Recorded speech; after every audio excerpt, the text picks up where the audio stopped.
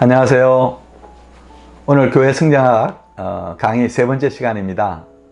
오늘 강의의 제목은 교회의 본질과 사명에 대해서 우리가 함께 생각해 보려고 합니다.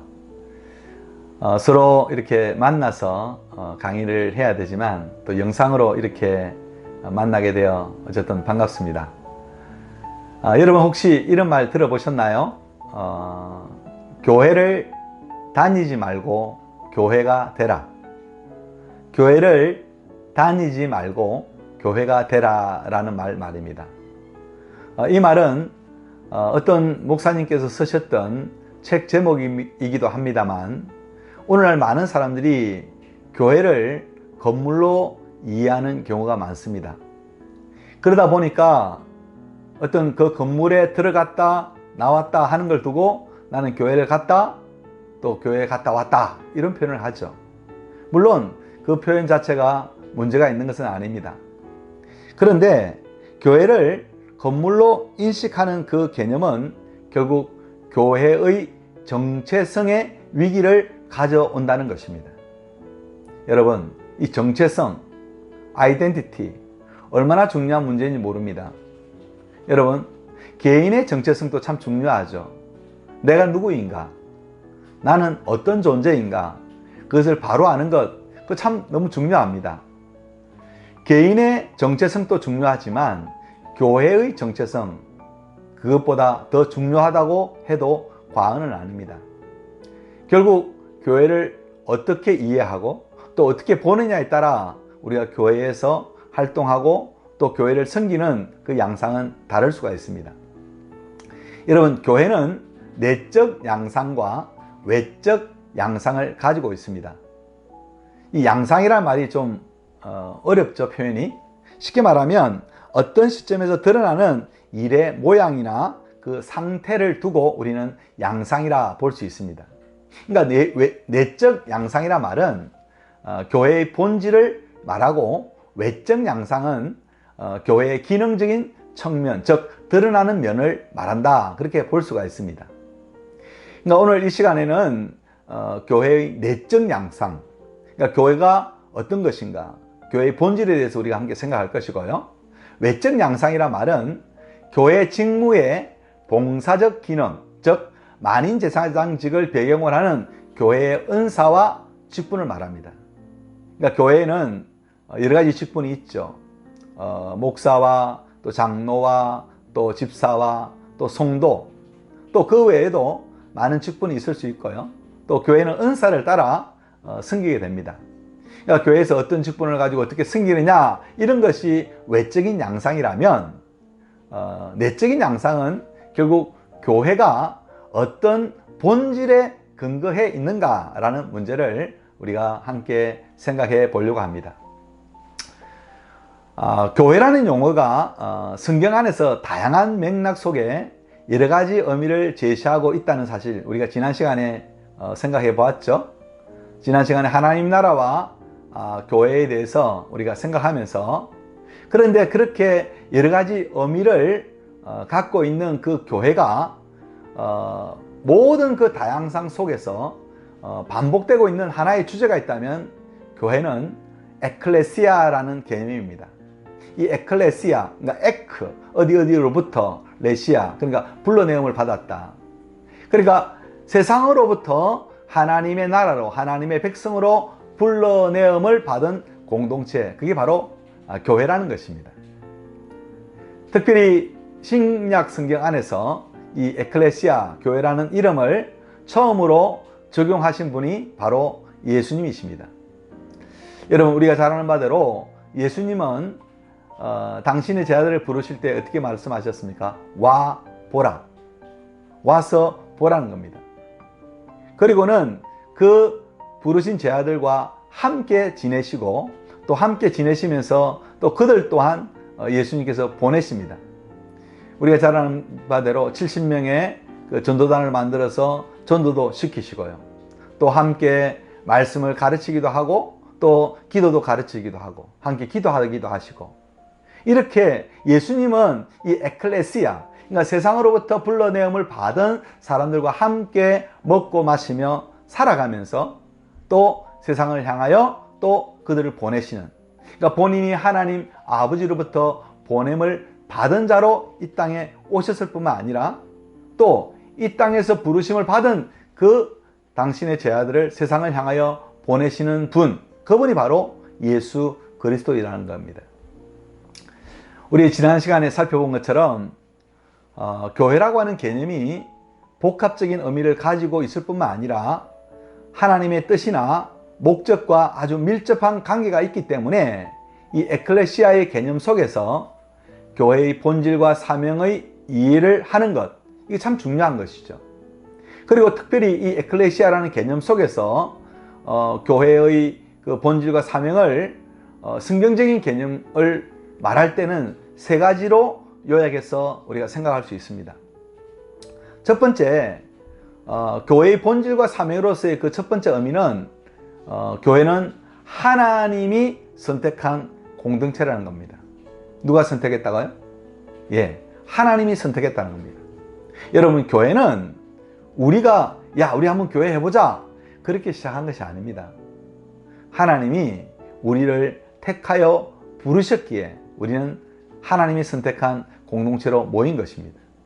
결국 이 말은 교회 안에서의 절대적인 주권이 하나님께 있다는 것입니다. 즉, 교회의 기초를 하나님의 선택에 두고 있는 공동체가 어디냐? 바로 교회라는 것입니다. 여기 하나님이 선택한 공동체란 말은 세 가지 의미를 갖고 있습니다. 그 첫 번째는 교회는 하나님의 소유라는 것입니다. 예, 여러분, 교회는 사람의 소유가 아닙니다. 하나님의 소유. 이 소유란 말은 제가 지난 시간에도 말씀드렸죠. 보물, 세굴라라는 뜻이죠. 귀한 존재입니다. 교회는요, 주님의 핏값으로 산 공동체가 바로 교회입니다. 그러기에 교회는 하나님의 소유입니다. 두 번째로, 교회는 하나님의 사랑을 알리기 위한 목적으로 부름을 받았다는 것입니다. 여러분, 교회는요, 사람 냄새 내는 곳 아닙니다. 우리가 비록 사람이지만, 사람으로서 이 땅에 살아가지만 하나님의 사랑을 알리기 위한 목적으로 부름을 받았다는 사실입니다. 그리고 세 번째는, 교회는 하나님의 백성인 사람들의 모임이나 공동체라는 것입니다. 특별히 이 공동체 개념은 교회의 사명에 아주 중요한 요소가 됩니다. 여러분, 요즘 이 코로나 바이러스로 인해서 우리가 함께 예배하지 못하고 이 공동체로 모이지 못하는 것, 얼마나 큰 아픔인가 여러분 실제로 겪지 않습니까? 그러기에 여러분, 교회는 하나님의 백성들이 단순히 모여 있는 상태만이 아니라 함께 서로 한 몸을 이루는 공동체 개념, 이게 너무나 중요합니다. 두 번째는 하나님이 선택한 공동체일 뿐만 아니라 두 번째는 그리스도의 몸이라는 겁니다. 우리가 지난 시간에도 살펴보았지만 이 에클레시아라는 개념 속에는 그리스도의 몸이라는 이 주제가 너무너무 중요합니다. 오늘 우리 성경 구절을 한번 같이 보면 좋겠습니다. 고린도전서 12장 27절입니다. 제가 가지고 있는 성경은 고린도전서 12장 277페이지입니다. 78페이지네요. 12장 27절입니다. 지금 바울이 고린도 교회를 향해서 편지를 보내면서 이렇게 표현합니다. 제가 한번 읽어볼까요? 27절. 너희는 그리스도의 몸이요 지체 각 부분이라.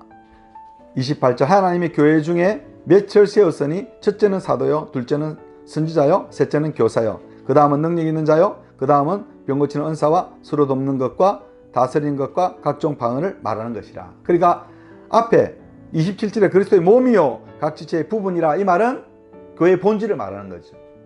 이게 그리스도의 몸이라는 거예요. 그리고는 28절에는 교회의 아까 말했던 외적 양상, 그러니까 각 직분을 주시고 그 직분에 맞는 은사를 따라서 교회를 섬기도록 하셨다는 겁니다. 자, 성경을 한 것 더 보겠습니다. 에베소서 1장 22절 23절. 우리가 지난 시간에도 생각했던 말씀인데요, 교회를 통해서 하나님이 지금 이루시려고 하는 게 뭔가 한번 봅시다. 에베소서 1장 22절 23절 제가 읽을게요. 또 만물을 그의 발 아래에 복종하게 하시고 그를 만물 위에 교회의 머리로 삼으셨느니라. 교회는 그의 몸이니 만물 안에서 만물을 충만하게 하시는 이의 충만함이니라. 여기도 분명히 말씀합니다. 교회는 그의 몸이니 만물 안에서 만물을 충만하게 하시는 이의 충만함이라, 그렇게 말씀하고 있습니다. 여러분, 교회가 그리스도의 몸이라는 이 사실은 그리스도가 교회와의 관계를 통해서 이해되어야 된다는 것은 분명합니다. 즉, 그리스도의 몸인 교회와 그리스도는 서로 떼어서 생각할 수 없다는 겁니다. 여러분, 머리와 몸뚱아리가 떨어져 있다. 가능할까요? 여러분, 혹시 머리만 있는 몸 없는 사람 보셨나요? 아니, 반대로 머리는 없고 몸만 있는 사람 혹시 보셨나요? 모르겠습니다. 간혹 여러분이 길거리를 가다가 뭐 마네킹이 그렇게 목이 떨어져 있거나 해서 서 있는지는 본지 몰라도 여러분, 그럴 수가 없습니다. 우리가 그리스도의 몸이라고 할 때 이 그리스도의 몸은 사귐 공동체로서의 의미를 교회를 의미합니다. 그러니까 이 개념은 네 가지 의미를 함축하는데요. 그 첫 번째는 그리스도는 교회의 머리이시다라는 것입니다. 이것은 구약 성경에 교회는 하나님의 소유라는 개념을 구체화시킨 것이라고 말할 수가 있습니다.